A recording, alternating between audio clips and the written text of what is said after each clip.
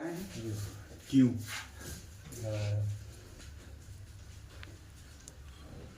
आसन को किया नहीं पता, हम बताते हैं। जैसे ये कार्य अत्यंत आवश्यक है और हर व्यक्ति को करना चाहिए। ऐसा नहीं कि सिर्फ यहाँ पूजा हो रही इसलिए वहां गिरा के आसन के पास जल को प्रणाम करना चाहिए। ये कभी भी आप अन्यत्र पूजा करें, कहीं भी पूजा करें, पूजा संपन्न होने के बाद आसन के पास जल गिराएं, मस्तक से लगाएं। ये इसलिए कि यदि आप ऐसा नहीं करते हैं तो भगवान इंद्र आपके पूजा का फल ले लेते हैं। मिल तो जाता है आपको, लेकिन वो आपको नहीं मिलता। फिर यदि आप ऐसा करके नहीं जाते तो एक भाव है, एक भक्त का भाव है कि भगवान इंद्र, वैसे ये पूजा जो कुछ भी है ये भगवान इंद्र नहीं कर सकते, स्वर्गलोक में ये ग्राह्य नहीं है, उनको करना निषेध है, मतलब वो नहीं कर सकते। इसलिए यहाँ जब पूजा कोई करना शुरू करता है, किसी भी प्रकार की कोई पूजा करता है, तो धीरे धीरे जब ज्यादा कर लेता है ना, तो भगवान इंद्र को एक डर हो जाता है कि कहीं ऐसा तो नहीं कि ये हमारे इंद्रासन के लिए पूजा कर रहा है।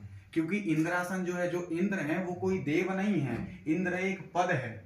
जैसे गुरु लोग कहते हैं ना गुरु जी, तो गुरु कोई व्यक्ति नहीं है, पद भी नहीं है।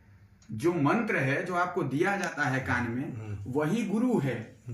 और जिसने दिया आप उसको गुरु मानते हैं, क्योंकि उनके द्वारा वह गुरु मंत्र आपको प्राप्त हुआ, तो इसलिए वह गुरु है। तो गुरु एक प्रकार का पद भी है, एक प्रकार का मंत्र भी है, तो वह गुरु है। इसी प्रकार से इंद्र ये एक प्रकार की उपाधि है। तो इंद्रदेव सोचते हैं, जो उस उपाधि पे, उस पद पे, उस कुर्सी पे बैठे हुए, वो सोचते हैं कि ये ऐसा ना हो कि हमारे पद को हिलाने के लिए यह यज्ञ अनुष्ठान याज्ञात कर रहे हो, क्योंकि यज्ञ से ही आपको इंद्र के पद को प्राप्त होता है।